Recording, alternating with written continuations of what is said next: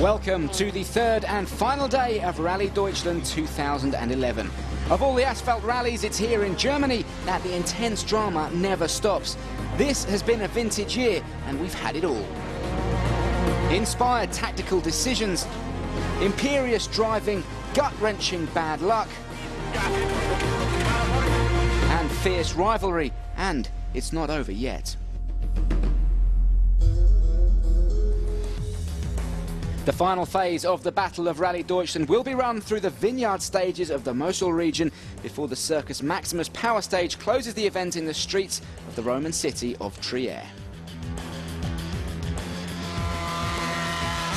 Circus Maximus is the power stage. Extra championship points are up for grabs for the top three finishers, and just as in Roman times, the fans will be baying for their gladiatorial heroes to fight to the bitter end. Chris Meek, our featured driver, has had a fantastic weekend. He'll be giving his all to defend his 5th position. The first 2 days of this year's Rally Deutschland have been captivating. Stay where you are as this thrilling battle is decided and our German champion is crowned. Day 1 was decided by predicting the weather. Citroën got it right. Ford gambled and lost everything. Ogier and Loeb chose soft compound for the rain. Hirvonen and Loeb chose hard for the dry. The heavens opened and the French blew away the Fords by over 30 seconds. There were only 2 men in the fight for victory here. Sebastian Loeb leading his teammate Ogier by 7.4 seconds. Day 2 would prove fascinating. At the end of the first stage of the second morning, Ogier was clearly furious. You don't look very happy. I have no comment. Citroën had imposed team orders. Ogier had been told to hold position, and it was a bitter pill for him to swallow as he felt he could take on Loeb, the champion, and win.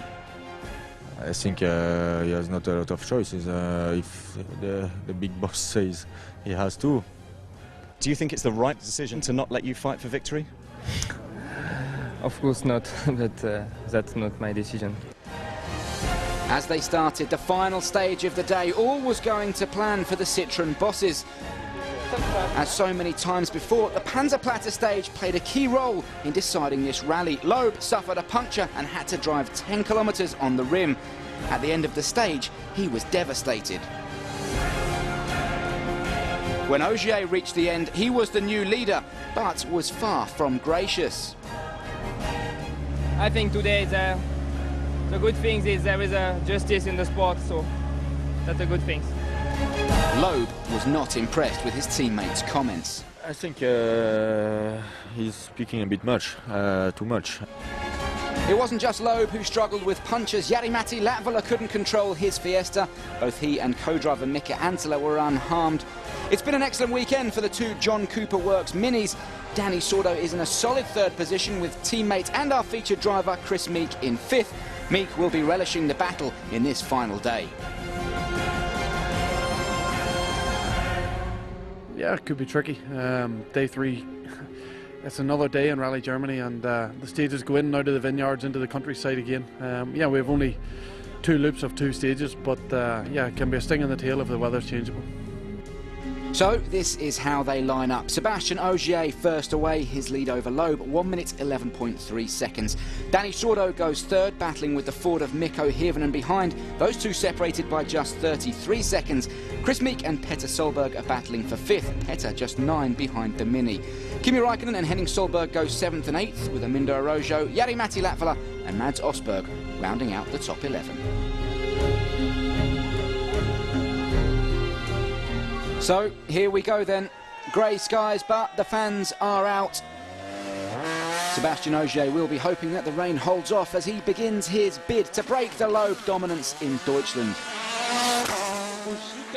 Of course, Sebastian not happy with the team orders yesterday, and after some fairly scathing comments directed at Citroën, has since apologised, and now he finds himself out in front and on course for the win. Here is the Deutschland dominator, Sebastian Loeb, now really relying on a mistake from Ogier, but stranger things have happened. We've certainly seen in the past that the young French driver can be prone to lapses in concentration on the final day. Sur droite à fond très long. Ferme léger à fond. What a weekend it's been for this man. Danny Sordo in the all-new Mini in third place, doing all he can to hang on to that podium position.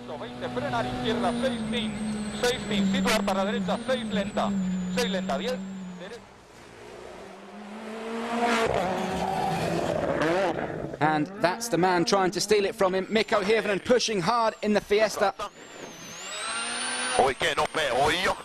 Huomio 110. Kaivasi tosi hidas yli nypyn. Oh, that's a big moment for Mikko. Completely committed, but lucky to get away with that one. Lyhyt oikein hidas tiukka.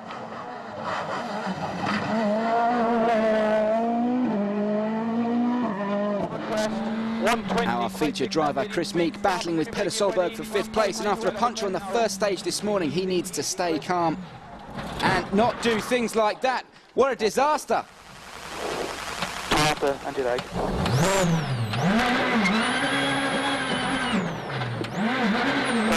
Well, he's got it back on the road, but will have lost a lot of time. In the 6th lap, 126 right, 120 line.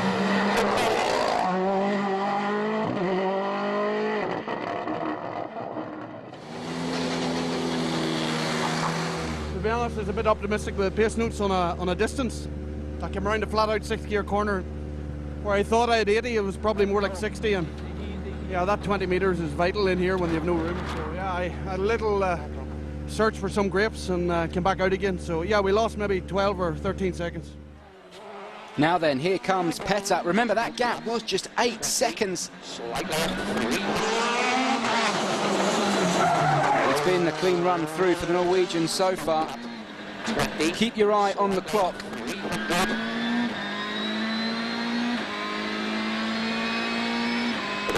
That's enough, and Petter moves up to 5th place. Using Stage Simulator, we can compare Meek and Solberg's entry speeds into that corner. Chris a full 22 kilometers an hour quicker, and that's why he ended up in the grapes.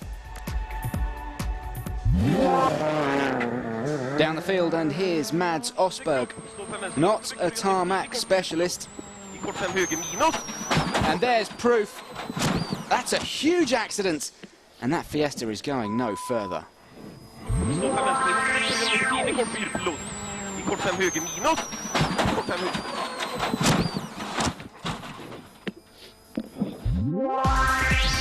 After the first 2 stages this morning, Ogier remains in control, over a minute ahead of Loeb, with Sordo and Hirvonen now separated by just 25.9 seconds for 3rd. The battles are raging, the rain is threatening. We still have 3 stages to run, including the power stage in the streets of Trier. We'll crown a winner in Germany after this short break.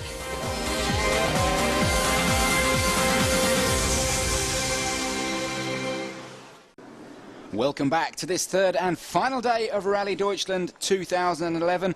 We still have 2 stages to run before we head to the live power stage. And it's this man, Sebastian Ogier, in charge at the front. Conditions incredibly difficult for the drivers this afternoon. Rain and wet mud has been pulled out onto the stage from this morning's action. Ogier just has to keep it on the road to become the first man other than Sebastian Loeb to win here in Germany. And after all the team tactics this weekend, it will be a win he will relish. And what about Danny Sordo? The Spaniard has surpassed all expectations so far this weekend. The Mini has shown fantastic pace on tarmac. Danny, of course, a specialist on this surface, and on course to bring the team their first podium finish in this, just their 3rd WRC event.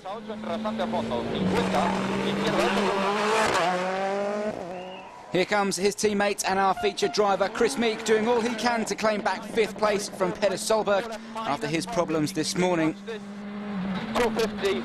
But his Mini suffered an irreparable electrical fault, and as in Finland, cried enough at the final hurdle. We stopped with an electrical problem, and we have so many positives from the weekend. You know, between Danny and myself, we've really shown the potential of the Mini. We know there's more to come, that's the exciting bit, but yeah, fantastic for Danny to hopefully finishing a power stage and get a podium. You know, we'll make all the work worthwhile, you know, and hopefully give everyone a boost for the future. So this is how it stands as we head into the power stage. It's looking good for Ogier, 41.8 seconds ahead of Loeb. Perhaps more importantly though, Dani Sordo on course for a podium for Mini. And so to the power stage, extra points are up for grabs for the top 3 fastest through the Circus Maximus, 4.37 kilometres, made up of 3 tight, twisty laps through the city of Trier. What a finish to this rally as we cross to Paul King and Julian Porter in the commentary box. So Petter Solberg comes into the power stage in 5th place. His position a lot easier now. Chris Meek is out. But of course there's 3 more points on offer in the power stage. Let's see what he can do. Petter is just throwing his car around, handbraking it in places where no one else has handbraked it. Yeah, he is, of course, well, could be about to change this afternoon, but at the moment he is the only other driver still competing who's ever won a tarmac event. I think Corsica, was it, 2003? Yeah. So he does have form on tarmac, but not this weekend. Let's see what he can do. After a shakedown crash as well. Yeah, let's see what he can do through the last few corners. 3:20.4, time to beat Harry Matty. He's coming into the home straight now. Just those couple of chicanes to get through. He's hustled this car around. If he gets this is through pure desire and commitment. This is. I mean, Latvala, as I said, was neat and tidy. Petter has just thrown this around and taken it by the scruff of its neck. Petter, of course, never short of desire. Let's see how much desire he's got through the last corner. 3:20.4, the time to beat. Petter comes through. It's going to be very close. It's the same. Well, there you go. It's gone down to the nearest 100th of a second. 400th of a second quicker. Petter Solberg is now our leader. So there is an update on the power stage standings so far. Petter Solberg just ahead of Latvala and Wilson. But in the overall standings, it's this man, Dani Sordo, who's in 3rd place and on course to bring home a memorable podium finish for Mini in just the team's 3rd rally back in the sport. I thought Petter looked a bit wild, but it was certainly effective. Yep, you're okay at the minute, Petter. You've got a bit of a problem with 2 Frenchmen to come yet, but...